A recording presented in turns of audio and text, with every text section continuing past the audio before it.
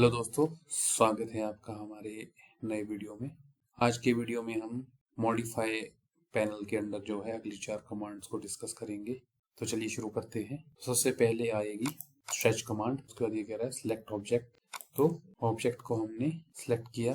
मान लीजिए हमें ये दो जो लेग्स हैं इस कंपोनेंट के ये स्ट्रेच करने हैं। तो उसके बाद एंटर। तो जो है डिस्प्लेसमेंट जो है एक्स वाई जेड की वैल्यू दे रहा है। तो एक्स की वैल्यू मान लीजिए हम जो है इसको 100 mm स्ट्रेच करना चाह रहे हैं 100। तो वाई की वैल्यू 0 एंड जेड की वैल्यू 0। Then enter. तो आप देख सकते हैं ये जो है स्ट्रेच हो गया। और आपने देखा होगा कि हमने कंपोनेंट जो है यहाँ तक सिलेक्ट किए थे। तो इसको अनडू करते हैं। अब मान लीजिए हमें जो है ये होल जो है यहीं पे चाहिए, सिर्फ ये लेग्स स्ट्रेच होनी चाहिए। तो हम जो है दोबारा स्ट्रेच पे गए, इन दो को सिलेक्ट किया, देन एंटर। देन डिस्प्लेसमेंट के लिए डी एंटर। उसके बाद किया दोबारा 0 100 कॉमा 0 0 देन एंटर। तो आप देख सकते हैं इस केस में जो है हमने सिर्फ इन्हीं कंपोनेंट को सिलेक्ट किया था। तो जो है सिर्फ यही दो चीजें जो है स्ट्रेच हुई है, ना कि ये जो पिछले केस में ये जो होल की हिडन लाइंस हैं और जो सेंट्रल लाइन है स्ट्रेच नहीं। इसी तरह जो है इसी चीज को जो है कॉन्ट्रैक्ट करने के लिए भी हम इसको इस्तेमाल कर सकते हैं। देखिए दोबारा stretch and now displacement enter. इसको करते हैं -100 कॉमा 0 देन एंटर। तो आप देख सकते हैं ये दोबारा जो है वापस वहीं चला गया। इसके अलावा इस कमांड को इस्तेमाल करने का एक और तरीका है स्ट्रेच। जो है मान लीजिए हम सभी जो इसके कंपोनेंट हैं इनको सिलेक्ट करेंगे, देन एंटर। उसके बाद ये कह रहा है स्पेसिफाई बेस पॉइंट। तो बेस पॉइंट कोई भी ले सकते हैं। मान लीजिए ये हमने बेस पॉइंट लिया। अब जो है इस बेस पॉइंट को कितना खींचना है वो हम वैल्यू जो है यहाँ पे डाल सकते हैं। मान लीजिए 50 देन एंड। तो ये जो है इन दो तरीकों से स्ट्रेच कमांड है इसको एग्जीक्यूट किया जा सकता है, एक बेस पॉइंट को लेके और एक डायरेक्टली जो है डिस्प्लेसमेंट के थ्रू। इसको दोबारा stretch enter, displacement enter, -50 0 enter. ये इसलिए हुआ कि ये जो सेंट्रल लाइन है प्रॉपर सिलेक्ट नहीं हुई थी। तो दोबारा कंट्रोल Z करते हैं। तो जब भी हमने स्ट्रेच करना है तो ये कंपोनेंट जो है पूरा, अगर ये ऐसा रहेगा आधा तक, तो हम जो है इसको प्रॉपर नहीं कर पाएंगे। ये जो है जो साइड वाला पॉइंट है उसको वहीं पकड़ के रखेगा। इसलिए हमेशा ध्यान रखना है कि जो कंपोनेंट हमने डिस्टर्ब नहीं करने हैं उनको वापस सेलेक्ट करना है, देन स्ट्रेच और ये 50 एंटर। इसके अलावा जरूरी नहीं है कि हमें जो है सारे कंपोनेंट ही करने हैं। मान लीजिए हम सिर्फ इस पॉइंट को स्ट्रेच करना चाह रहे हैं, तो हम दोबारा स्ट्रेच कमांड पे जाएंगे। ऑब्जेक्ट हमने सेलेक्ट कर लिया है। अब ये कह रहा है स्पेसिफाई बेस पॉइंट। तो बेस पॉइंट सेलेक्ट किया एंड आप जो है सिर्फ इस पॉइंट को भी स्ट्रेच कर सकते हैं और ये जो वैल्यू वो आप यहाँ पे डाल सकते हैं। मान लीजिए 20 देन एंटर।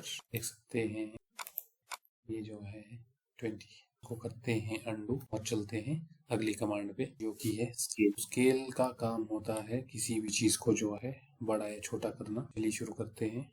स्केल को सिलेक्ट किया, उसका जगह सिलेक्ट ऑब्जेक्ट्स। तो ये पूरे दोनों व्यूज को हमें स्केल करना है मान लीजिए, देन एंटर। उसके बाद ये कह रहा है स्पेसिफाई बेस पॉइंट। तो किस पॉइंट से जो है हम इसको एक्सपेंड करेंगे। अगर हम यहाँ सेंटर में लेंगे तो उसके चारों तरफ को ये स्केल होगा। अगर हम मान लीजिए यहाँ कॉर्नर पे कर रहे हैं तो ये इससे बाहर को जाएगा। मान लीजिए हमने जो है इसको 2 गुना स्केल करना है ये, तो इस पॉइंट के जो पॉइंट हमने सेलेक्ट किया था उसके अराउंड ये स्केल हुआ है। और आप देख सकते हैं यहाँ पे जो पहले 90 था वो 180 हो गया और जो 140 था वो 280 हो गया एंड सो ऑन। तो चलिए अभी हम इसको दोबारा जो छोटा करते हैं।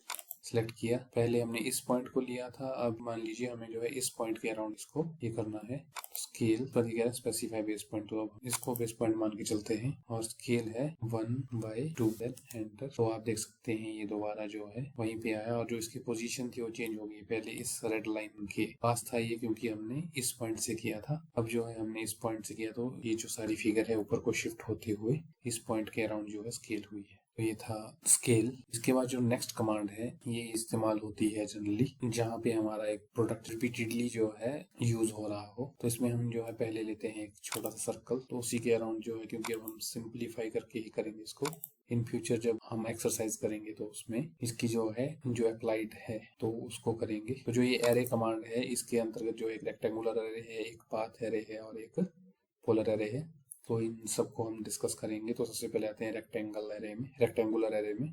तो यहाँ सेलेक्ट किया, अब ये कह रहा है सिलेक्ट ऑब्जेक्ट्स जिनको कि एरे में डालना है हमने। तो मान लीजिए हमें सर्कल को एरे में डाल, देन एंटर। अब ये क्या कह रहा है, स्पेसिंग देनी है, कॉलम देने हैं, रो देनी है, जो भी देना है। तो सबसे पहले चलिए स्पेसिंग पे जाते हैं। स्पेसिंग हम इसको करते हैं 100, देन एंटर। और उसके बाद ये कह रहा है स्पेसिफाइड डिस्टेंस बिटवीन रोज, तो इसको मान के चलते हैं 150, देन एंटर। तो उसके बाद जो है आते हैं कॉलम्स पे, यहाँ क्लिक करेंगे या COL एंटर करेंगे। जो ये ब्लू कलर में दिखा रहा है टेक्स्ट, इसका मतलब है कि जब हम ये टाइप करेंगे तो ये वाली चीज एक्टिवेट होगी। तो मान लीजिए हम सीधे यहाँ पे कॉलम पे जाते हैं, तो ये कह रहा है नंबर ऑफ कॉलम्स। कॉलम्स होते हैं ये हमारे पास पहले 4 है, दिखा रहा है यहाँ पे 1 2 3 4। तो हम मान लीजिए इनको करते हैं 10, एंटर। उसका डिस्टेंस बिटवीन कॉलम, तो वो हम ऑलरेडी डिफाइन कर चुके हैं 100, तो उसको एंटर करते हैं। उसके बाद है रोज। रोज अभी आप देख रहे हैं जो ये हॉरिजॉन्टली जो हमारी लाइनें हैं वो कितनी होंगी, उनको कहते हैं रोज। और जो वर्टिकल लाइनें हैं उनको बोलते हैं कॉलम। तो रोज जो अभी 3 है, तो मान लीजिए उसको करते हैं 5, देन एंटर। तो स्पेसिफाइड डिस्टेंस, तो यहाँ 150 हमने ज़्यादा किया, तो उसको मान लीजिए हम करते हैं 80, देन एंटर। जो रोज के बीच का डिस्टेंस है वो इतना है। इंक्रीमेंटिंग एलिवेशन बिटवीन रोज और एक्सप्रेशन, इसको जो है एंटर 0 ही रहने देते हैं।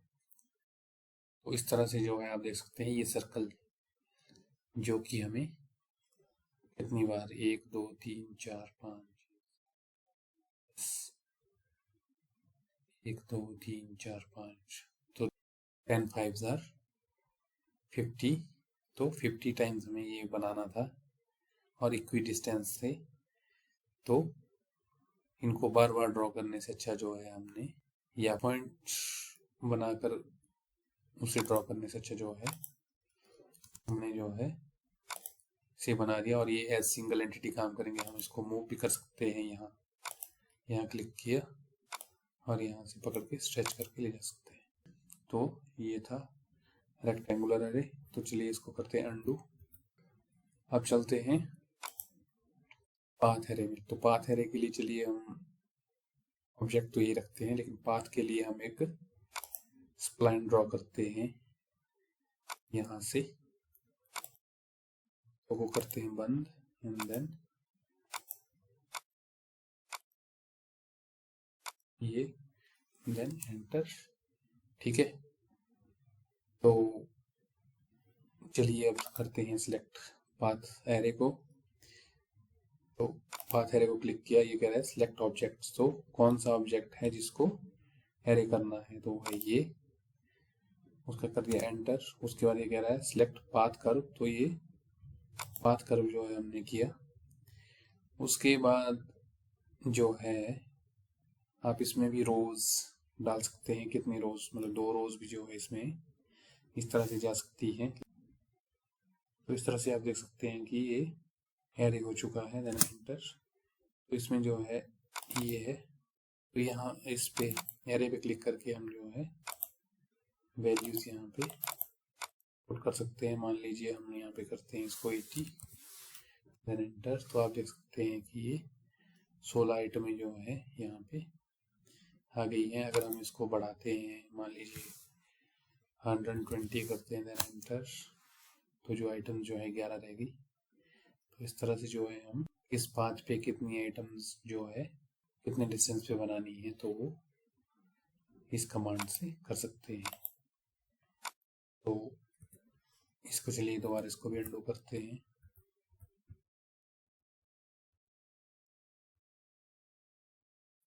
अब लास्ट में आते हैं पोलर एरे में। तो इसके लिए हम जो है सर्कल की बजाय जो है रेक्टेंगल देंगे। इसको डिस्टिंग्विश करने के लिए हम क्या करेंगे, यहाँ से जो एक आर्क लेते हैं, आर्क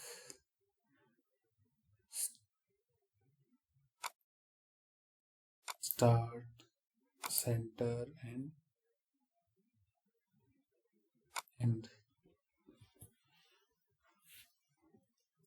तो ये हो गया। मान लीजिए चेयर्स हैं, हमने राउंड टेबल के अराउंड जो है सजानी है इक्विडिस्टेंट। मान लीजिए ये चेयर है, ये वाला जो है फ्रंट व्यू है, तो पोलर कमांड को सिलेक्ट किया, देन जो है ऑब्जेक्ट सिलेक्ट किए, एंटर, स्पेसिफाई बेस पॉइंट ये लिया, तो इसके अराउंड जो है ये करेगा। और यहाँ पे जो है एंगल हम सेट कर सकते हैं, कितने एंगल भी जो है लेना है, या नंबर ऑफ आइटम्स कर सकते हैं। मान लीजिए आई एंटर, तो ये 6 दिखा रहा था, मान लीजिए हमने 8 करने हैं। आप देख सकते हैं कि ये जो चेयर्स हैं वो जो है 8 आ गई है चारों तरफ को। तो इस तरह जो है हम पोलर एरर कमांड को एग्जीक्यूट कर सकते हैं। एक बार दोबारा करके देखते हैं इसको। तो सबसे पहले पोलर एरर लिया, देन एंटर, उसके बाद जो है बेस पॉइंट, मान लीजिए ये बेस पॉइंट है, ठीक है। उसके बाद क्या बोल रहा है, आइटम्स, तो आइटम मान लीजिए हमने कर दी 9, देन एंटर, उसके बाद मान लीजिए रो कर दिया हमने 3, देन एंटर। तो आप देख सकते हैं कि ये जो है 3 रोज में इस तरह से जो है रोटेट हुआ है। तो इसके बाद ये कह रहा है डिस्टेंस बिटवीन रोज, तो मान लीजिए इसको हम करते हैं 200, तो ये और ज़्यादा बाहर जाएगा, ये देखिए। तो ये है पोलर एरे। तो अब करते हैं इसको डिलीट। नेक्स्ट कमांड है ऑफसेट। जो ऑफसेट कमांड है इसका इस्तेमाल होता है, खासकर ये इस्तेमाल होती है आर्किटेक्चरल ड्राइंग्स में। तो मान लीजिए हमारे पास एक रेक्टेंगुलर रूम है और जिसका जो आंतरिक क्षेत्रफल है, जो इंटरनल एरिया है, वो कितना है, वो हमारे पास दिया गया है। हम उसके अंदर की जो डायमेंशनिंग है मान लीजिए वो दी हुई है, ये लिया स्पेसिफाई बेस पॉइंट, डायमेंशन में गए, लेंथ में कर दिया हमने 1000, एंटर, और विड्थ में कर लिया 500, देन एंटर। तो ये जो है हमारे पास बन गया एक। तो मान लीजिए हमें जो है 100 mm थिकनेस की एक वॉल लेनी है, तो उसको रिप्रेजेंट करने के लिए हमें दोबारा से रेक्टेंगल बनाने की जरूरत नहीं है। हम सिंपली जो है ऑफसेट पे जाएंगे, ये बोल रहा है थ्रू, हमने कहा 100 mm की हमने वॉल बनानी है, तो 100, एंटर, सिलेक्ट ऑब्जेक्ट। किधर को करना है, क्योंकि अंदर वाला एरिया हमारे पास ऑलरेडी स्पेसिफाइड है, तो बाहर को एक्सपेंड करने का हमारे पास ऑप्शन है, तो बाहर को एक्सपेंड किया। तो आप देख सकते हैं यहाँ पे जो ये दीवार की थिकनेस है वो 100 mm यहाँ पे आ गई है। इसको मेनली हम जो है आर्किटेक्चरल ड्राइंग में इस्तेमाल कर सकते हैं। तो ये थी आज की 4 कमांड्स। इनके शॉर्टकट्स भी जो हैं हम इन फ्यूचर डिस्कस करेंगे जब एक्सरसाइज में इन्हें यूज़ करेंगे।